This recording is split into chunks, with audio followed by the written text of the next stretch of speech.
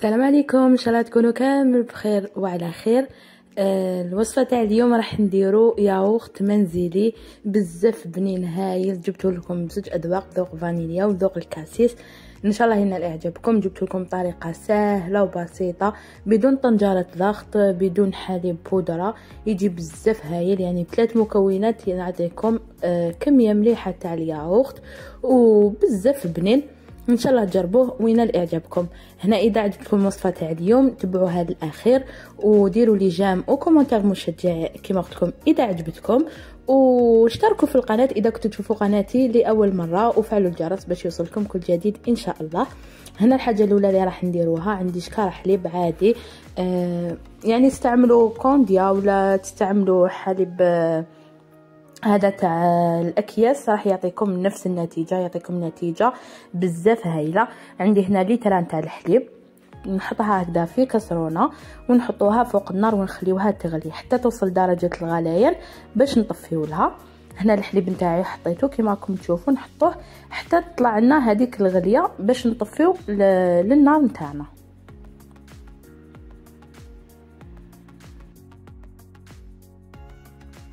هنا بعد ما غلى الحليب نتاعي كما قلت لكم نطفيو له. هذه هي المرحله الاولى، لازم نغليو الحليب نتاعنا باش يروحوا لنا كامل هذوك لي بكتيري، باش ما يخليو لي ما راحش يخليو لنا الحليب نتاعنا يروب مليح. هنا نخليوه تقريبا واحد 2 دقائق بعد ما نحيناه من فوق النار، نخليوه 2 دقائق وحتى تتربى لنا هذيك القشره الفوقانيه. نجيو هكا نحيوها بملعقه، نحيوها كامل. هذيك القشره هي اللي ما راحش الياغورت نتاعنا يجمد لنا، على هذيك لازم نحيوها كامل. هذيك نتخلصوا منها القشره الفوقانيه، كاين اللي يقولوا لها قشره ولا الفراره، كل واحد واش يقول لها.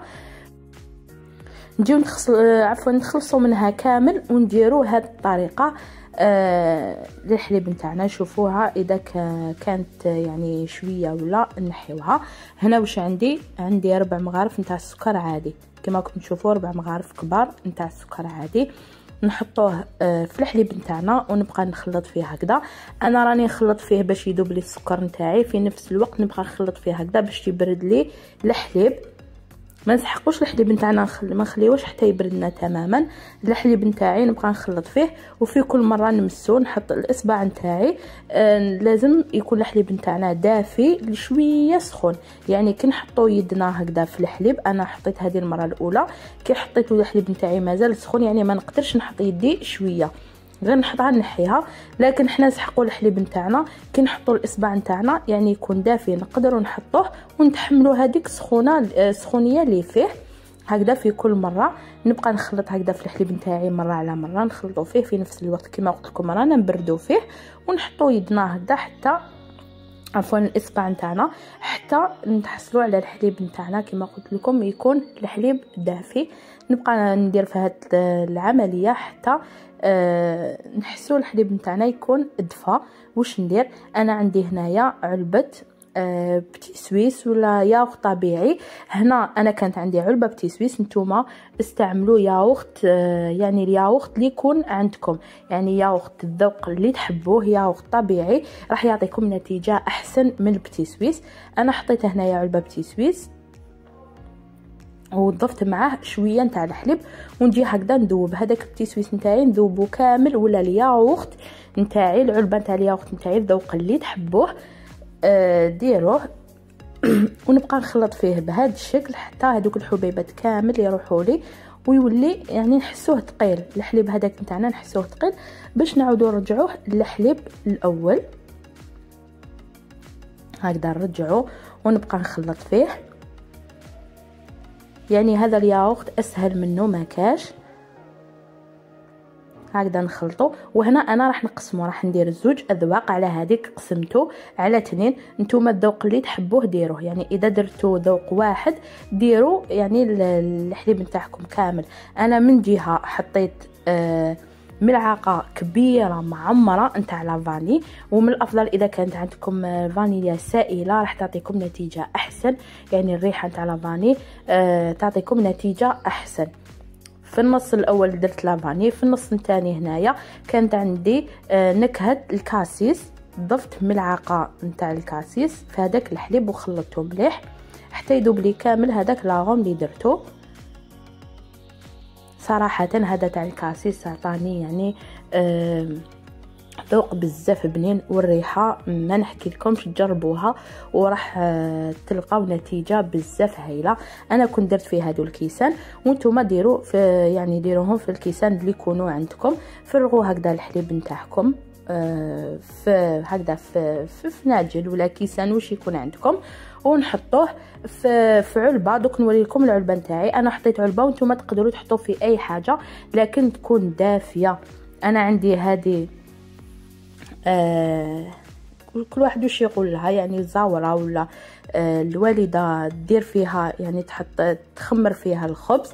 انتوما ديروا حاجه تكون دافيه مليح وحطوا فيها الكيسان تاعكم، غطيوهم بكيس بلاستيكي ولازم نخليوهم في مكان دافي، لازم يكون دافي. راح يروب لكم هذاك الياغورت في اقصر وقت ممكن. يعني اذا كانت عندكم بلاصه دافيه حطوها فيها.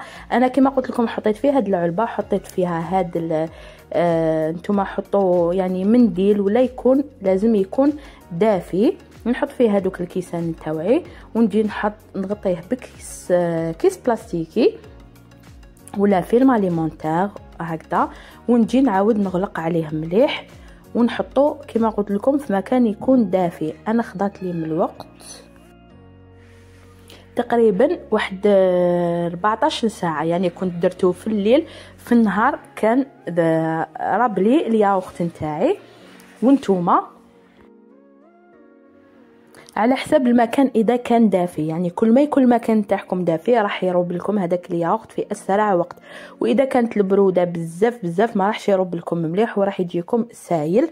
شوفوا هنا بعد ما جازت يعني تقريبا هنا واحد 14 ساعه حتى 15 ساعه خليته. شوفوا راح يربي لكم شويه من الفوق، شويه يطلع لكم شويه نتاع الماء تخلصوا منه.